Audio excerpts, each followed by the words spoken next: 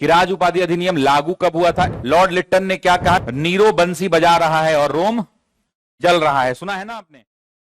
ठीक है, तो राज उपाधि अधिनियम की अगर हम बात करें तो आपको ये मैं ब्रीफ कर चुका हूं। इसमें मैंने आपको दो तीन बड़ी बातें बताई थी। पहली बात क्या बताया था कि राज उपाधि अधिनियम लागू कब हुआ था? 1 जनवरी 1877 को।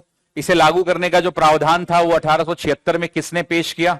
लॉर्ड लिट्टन ने पेश किया। लॉर्ड लिट्टन ने क्या कहा कि जब जब ब्रिटेन में सत्ता का परिवर्तन होगा, ब्रिटेन में जब जब सत्ता का परिवर्तन होगा तो वैसी परिस्थिति के अंदर में हम क्या करेंगे? भारत में शाही आयोजन करेंगे। और उस शाही आयोजन का क्या नाम था? दिल्ली दरबार। और इसी दिल्ली दरबार में पहला दिल्ली दरबार इसी टाइम पीरियड में आयोजन हुआ था। फिर हमने बताया था कि यहां लाखों रुपए खर्च किए गए, जबकि इसका विरोध जो है भारत की जनता कर रही थी। क्यों कर रही थी? क्योंकि भारत जो है अकाल पीड़ित था, भारत सूखा पीड़ित था, भारत महामारी पीड़ित था। और वैसी परिस्थिति के अंदर में ये बात आई थी।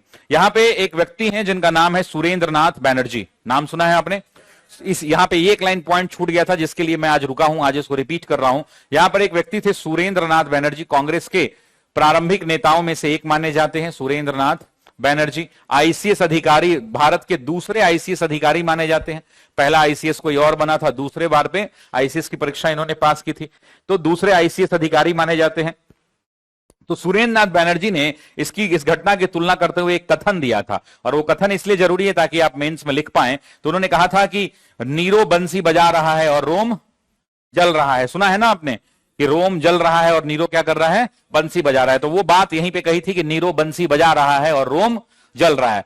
तो यहां पे इसको आदमी को कोट करना होगा कि सुरेंद्रनाथ बैनर्जी ने इस घटना को देखते हुए ये बात कही कि नीरो बंसी बजा रहा है और रोम जल रहा है। कहने का मतलब है कि जो शासक है वो इतना बुद्धिहीन है, वो शासक है जिसको अपनी इतना जिम्मेदारी विहीन है कि उस शासक को इस बात का फर्क नहीं पड़ रहा है कि उसकी जनता के साथ क्या हो रहा है। वो अपना बंसी बजाने का मतलब अपने आराम से जीवन को व्यतीत कर रहा है। बाकी फ्रांस की क्रांति आएगी, जब देखा जाएगा, वहां पे देखा जाएगा इसको।